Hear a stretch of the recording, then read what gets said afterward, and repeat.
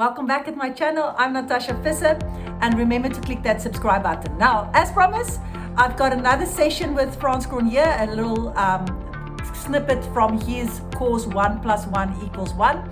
If you're interested in his program, he's got a whole digital program available for you to listen to in the comfort of your own home. I'll put the link down below. So let's jump in and listen what he has to say. There are a couple of things that count against youth in growing up in sexual purity. First thing that I notice in our world is criminal negligence by parents. Remember that children are given to parents so that parents will be their primary caregivers, nurturers, and educators. God doesn't give children to governments or to schools or to churches so that they will be raised there and educated there. Parents are meant to be the primary educators of their children. They should set an example in their own sexuality, so that when I look at mom and dad modeling their sexuality for me, I will be inspired to follow and to become what they are, what they've shown me. Because we live in a world where there are so many breakdowns in marriages, because there are so many divorces. Young people today are looking at their parents and thinking, well, if that's a big mess you made, then I want no part of it.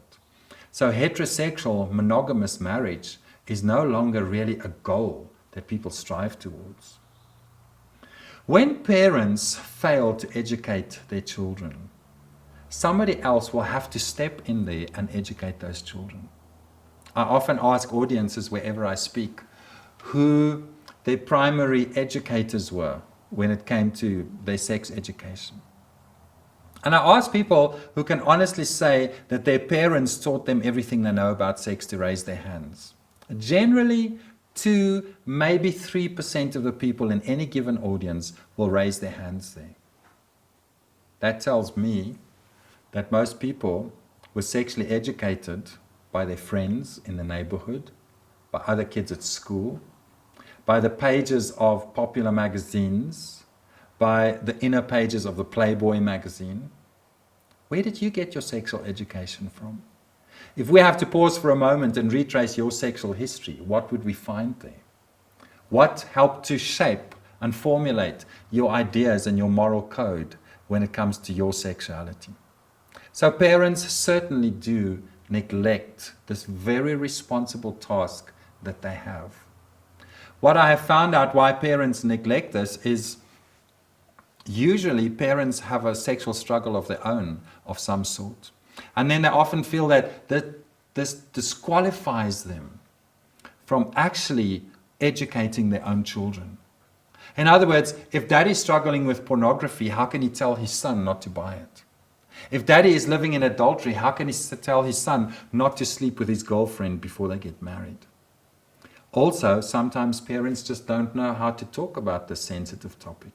So it becomes a taboo topic. It's something that is not mentioned in homes.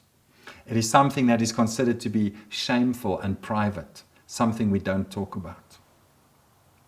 Another thing that counts against young people today is the world's insistent and persistent message that promiscuity is the norm.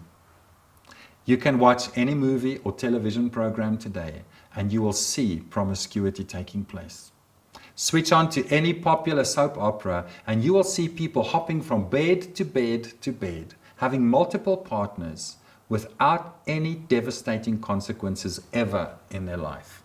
How often do you see people becoming pregnant, having abortions, suffering the devastation of a sexually transmitted disease? Those would not be popular themes for entertainment. So those things are left out, and we sort of receive this message that it's normal to be promiscuous, that if you are not promiscuous yourself, that there's something wrong with you. In our modern day world also, our young people are living with the idea that it's shameful to be a virgin. If a 16-year-old announces to her friends that she's still a virgin, then people look at her and go, "What? You're still a virgin? What's wrong with you, honey? Does nobody want you?"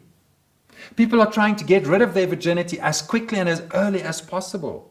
In our country, the statistics are telling us that the average age now for young people to become sexually active is the age of 12. Now, don't tell me for a moment that a 12-year-old knows how to handle sexuality in a responsible manner.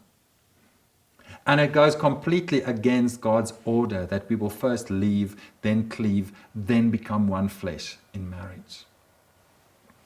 Young people also today are sold the myth that there's something called safe sex. In our country, the government, in trying to curb AIDS, has brought up a statement that says, be wise, condomize. In other words, as long as you have a condom and we will give you one for free at school, you can engage sexually.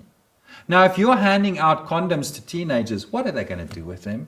They're not going to blow them up as party balloons. They certainly are going to use them. They're going to want to experiment in that area of their lives. So yes, definitely. The safe sex myth is truly a myth.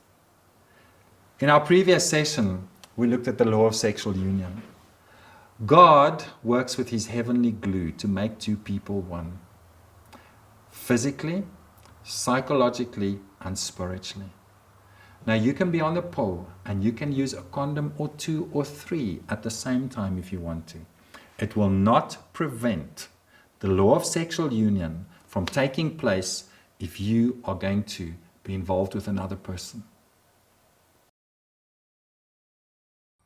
Now, you can believe this is a very important topic for me to talk to your kids about sex, and how Frans beautifully explained that it's our responsibility as parents to talk to our kids about sex.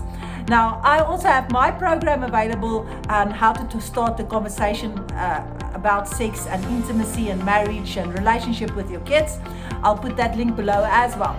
Now, this is our responsibility, like Frans said.